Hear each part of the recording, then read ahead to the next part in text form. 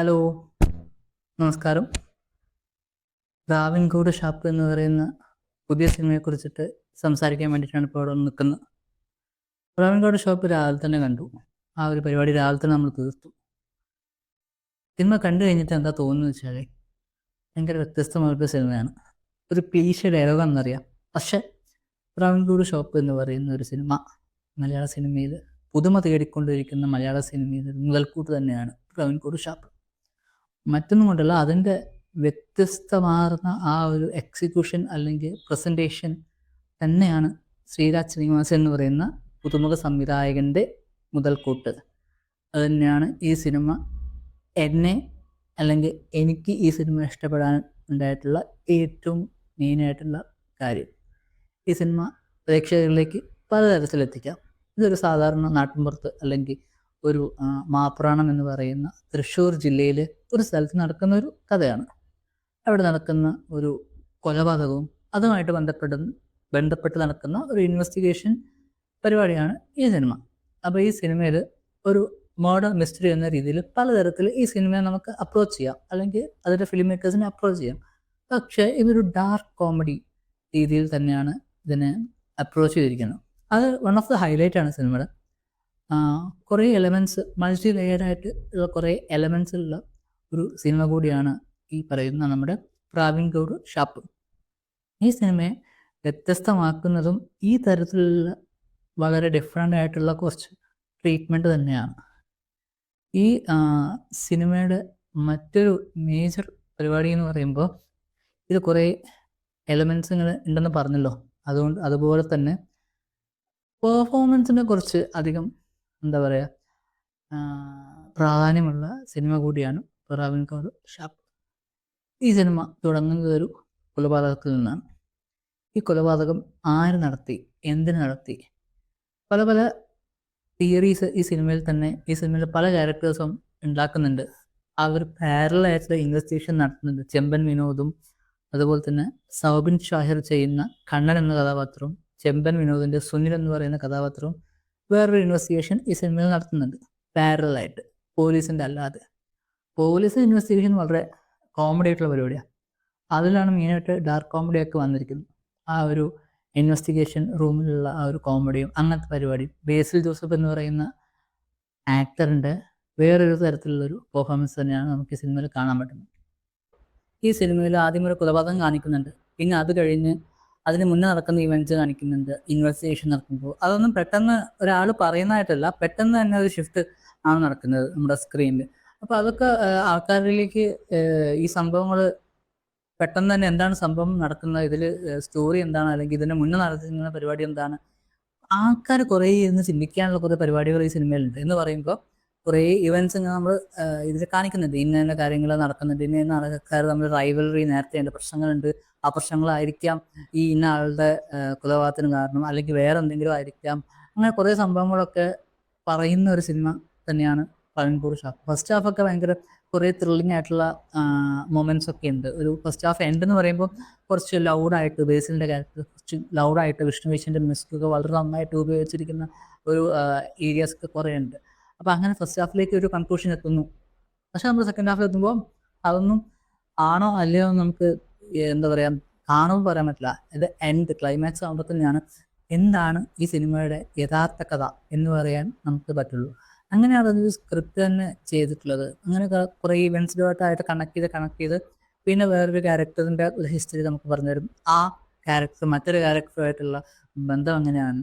അങ്ങനെ ഇങ്ങനെ കുറേ കണക്ഷൻസ് ഒക്കെ ആയിട്ട് ഇങ്ങനെ വർക്ക് ചെയ്ത് ഇങ്ങനെ വന്നിട്ട് എഴുതിയിട്ടുള്ളൊരു സ്ക്രിപ്റ്റാണ് ഇതിൻ്റെ ട്രാവൻകൂട് ഷാപ്പിൻ്റെ. അതുകൊണ്ട് തന്നെ അതിൽ കുറേ ചിലപ്പോൾ രണ്ടാമത്തെ ആൾക്കാരായിരിക്കും മൊത്തം കാര്യങ്ങൾ ആൾക്കാർക്ക് മനസ്സിലാവുക. പക്ഷേ ഫസ്റ്റ് ആദ്യം കാണുന്ന ഒരാൾക്ക് മുഷിപ്പിക്കുന്ന രീതിയിലൊന്നും അല്ല അത് ചെയ്തിട്ടുള്ളത്. നന്നായിട്ട് മനസ്സിലാക്കാൻ പറ്റുന്ന ഒരു രീതിയിൽ തന്നെ എഴുതിയിട്ടുള്ളൊരു സ്ക്രിപ്റ്റാണ്.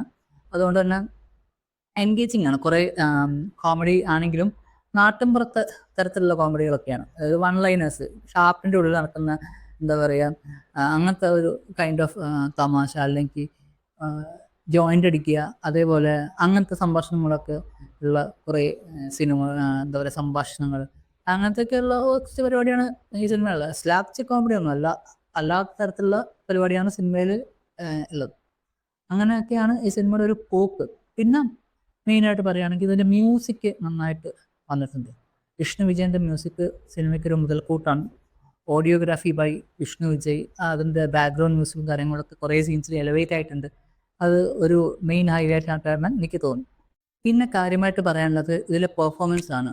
ഇതിൽ മേജറായിട്ട് നന്നായിട്ട് പെർഫോം ചെയ്തിട്ടുള്ള 3-4 ആക്ടേഴ്സ് ഉണ്ട്. മറ്റാരുമില്ല, നമുക്കെല്ലാം അറിയാവുന്ന ആൾക്കാർ തന്നെ. ആദ്യമായിട്ട് ബേസിൽ ജോസഫ് എന്ന് പറയുന്ന യങ് ആക്ടർ ഓരോ സിനിമയിൽ ഓരോ തരത്തിലാണ് പുള്ളിക്ക് കിട്ടുന്ന ക്യാരക്ടേഴ്സ്. അല്ലെങ്കിൽ പുള്ളി വേറെ റേഞ്ച് പിടിച്ചുകൊണ്ടിരിക്കുകയാണ് ബേസിക്കലി പറയുകയാണെങ്കിൽ. ഈ സിനിമയിൽ പുള്ളി ഒരു പോലീസ് ഓഫീസറാണ്. എനിക്ക് തോന്നുന്നു പുള്ളി ആദ്യമായിട്ടാണ് പോലീസ് ഓഫീസറിൻ്റെ ഒരു കഥാപാത്രം ചെയ്യുന്നത്. അതിൽ നന്നായിട്ട് ആ ഒരു മാനറിസവും കാര്യങ്ങളൊക്കെ വന്നിട്ടുണ്ട്. അതായത് സാധാരണ ഒരു പോലീസിനെ പോലെ ഒന്നല്ല. അതായത് പോലീസ് എന്ന് പറയുമ്പോൾ നമ്മുടെ മനസ്സിലുണ്ടാകുന്ന ആ ഒരു എന്താ പറയുക, മാസ്കുലിനായിട്ടുള്ള പരിപാടിയൊന്നുമല്ല. അങ്ങനത്തെ പോലീസ് അല്ലാത്ത ക്യാരക്ടേഴ്സൊക്കെ സിനിമയും വിജയിച്ചിട്ടുണ്ട്. എന്നാലും ഈ സിനിമ കുറിച്ച് പറയുകയാണെങ്കിൽ ഇതിൽ ഒരു മേജറായിട്ടൊരു കേസ് നോക്കുന്ന ഒരാളാണ്, ഇൻവെസ്റ്റിഗേറ്റ് ചെയ്യുന്ന ആളാണ്. അയാളുടെ സ്വഭാവം തന്നെ കുറച്ച് കോക്കിയാണ്. ആദ്യം പറഞ്ഞ പോലെ ഒരു ഡിഫറെൻറ്റ് കൈൻഡ് ഓഫ് ഒരു ട്രാജിക് പാസ്റ്റ് ഉള്ള ഒരാളാണ്. അയാളത് ഓവർകം ചെയ്യാൻ വേണ്ടിയിട്ട് ഇൻവെസ്റ്റിഗേഷൻ നടക്കുന്നുണ്ട്. അല്ലെങ്കിൽ അതാണ് തനിക്ക് കിട്ടുന്നൊരു ഹൈ എന്ന തരത്തിൽ പുള്ളി സംസാരിക്കുന്നുണ്ട്. അപ്പോൾ അങ്ങനത്തെ ഒരു ബോഡി ലാംഗ്വേജ് ഒക്കെ നന്നായിട്ട് ബേസിൽ സിനിമയിൽ ചെയ്തിട്ടുണ്ട്. കുറേ ബോഡി കൊണ്ട് കുറേ ചെയ്യുന്ന കുറേ കാര്യങ്ങൾ ഓടുന്നുണ്ട്. അതേപോലെ തന്നെ പല പല ആക്ടിവിറ്റീസ് ബേസിൽ സിനിമയിൽ ചെയ്യുന്നുണ്ട്. അത് നന്നായിട്ട് വന്നിട്ടുണ്ട് എന്നാണ് എനിക്ക് പേഴ്സണലി ഫീൽ ചെയ്യുന്നത്. അതുകൊണ്ട് തന്നെ ബേസിൽ വളരെയധികം നന്നായിട്ട് അഭിനയിച്ചിട്ടുള്ളൊരു സിനിമ തന്നെയാണ് ട്രാവൻകൂർ ഷാപ്പ്. പിന്നെ മേജറായിട്ടുള്ള ഒരാളാണ് നമ്മുടെ സൗബിൻ ഷാഹിർ. മഞ്ഞുമൽ ബോയ്സിന് ശേഷം ഒരു വ്യത്യസ്തമാർന്ന കഥാപാത്രം തന്നെയാണ് ഈ സിനിമയിൽ സൗബിനുള്ളത്. കണ്ണൻ എന്ന് പറയുന്ന ഒരു കഥാപാത്രം ആ ഷാപ്പിൽ ഒരു ജോലിക്കാരനാണ്. അതുകൂടാതെ തന്നെ പുള്ളി ഒരു മജീഷ്യൻ കൂടിയാണ്. ഈ മജീഷ്യൻ എന്ന് പറയുമ്പോൾ ആ ഒരു എലമെൻറ്റ് അതിനെക്കുറിച്ച് ഞാൻ ഡെവലപ്പ് ചെയ്ത് കഴിഞ്ഞാൽ അത് സ്പോയിലർ ആവും, അതുകൊണ്ട് പറയുന്നില്ല.